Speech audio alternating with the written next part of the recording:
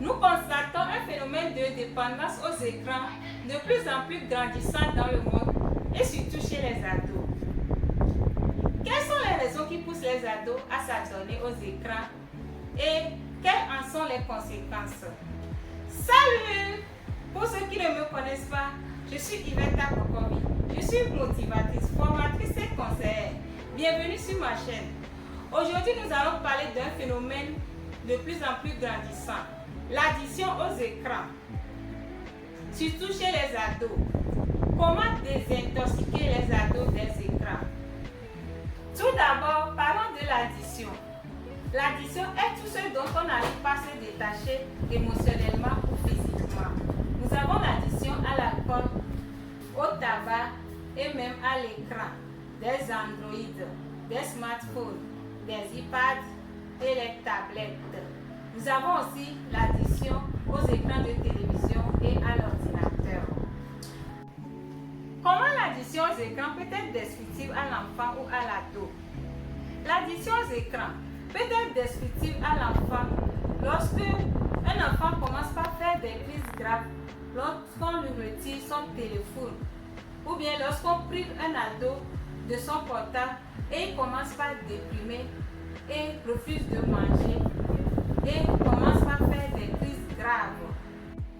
Avant de rentrer dans les conséquences, parlons tout d'abord des raisons qui poussent les jeunes à s'adonner aux écrans et ne vouloir plus s'en débarrasser. En un premier temps, nous avons l'absence chronique des parents à la maison.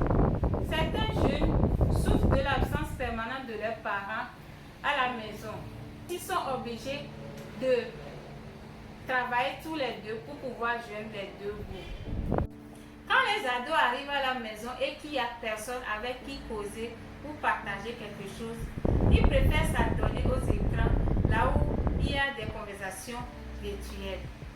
Deuxième point, l'écran est un échappatoire pour d'autres afin de fuir les réalités de la vie. Troisième point, nous avons ceux qui sont timides et ne peuvent pas tisser des relations amicales, soit à l'école, soit dans le quartier.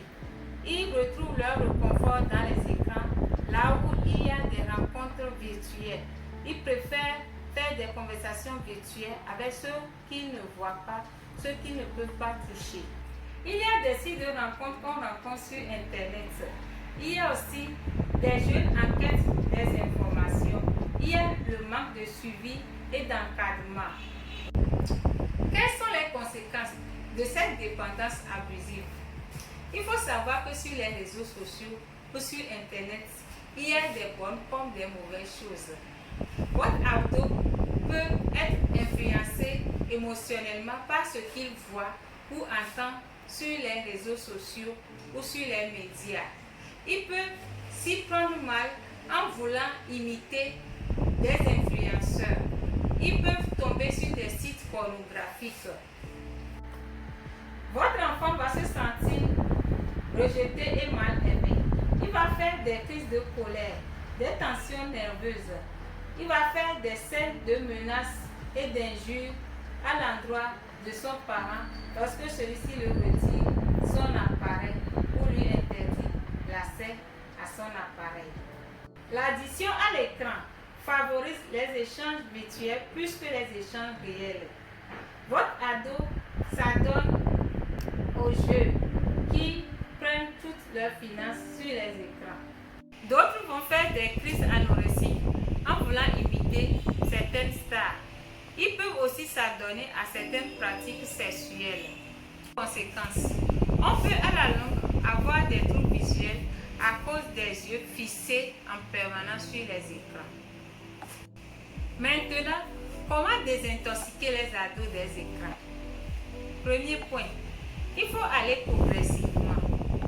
Ne pas interdire totalement l'accès à l'écran à son enfant puisqu'on y apprend beaucoup de choses également. 2. Fixer les plages horaires avec son ado, c'est-à-dire les heures de connexion autorisées. 3. Il faut lui expliquer ce qui est nécessaire à visualiser sur les écrans. Il faut faire un suivi et orienter son enfant. 5. Il faut avoir un œil observateur, un œil protecteur sur l'utilisation des écrans. 6. Faire de sorte que les enfants soient sociables. 7. Faire également un suivi, contrôler et être vigilant pour son isolement. 8. Expliquez à votre enfant que les gens postent des fois des choses qui sont irréelles dans la vie virtuelle, qui va le rendre malheureux. 9. Avoir une meilleure communication avec son enfant. 10. Lui conseiller d'être en relation avec son environnement réel. 11. Désactiver les applications qui lui donnent des notifications. 12. Mettre son téléphone en mode avion les nuits pour pouvoir gagner du temps pour faire d'autres choses. Voici tout pour aujourd'hui. J'espère que vous en avez appris énormément et que vous avez aimé. Si c'est le cas, n'hésitez pas à liker, à partager et à vous abonner. Merci et à bientôt.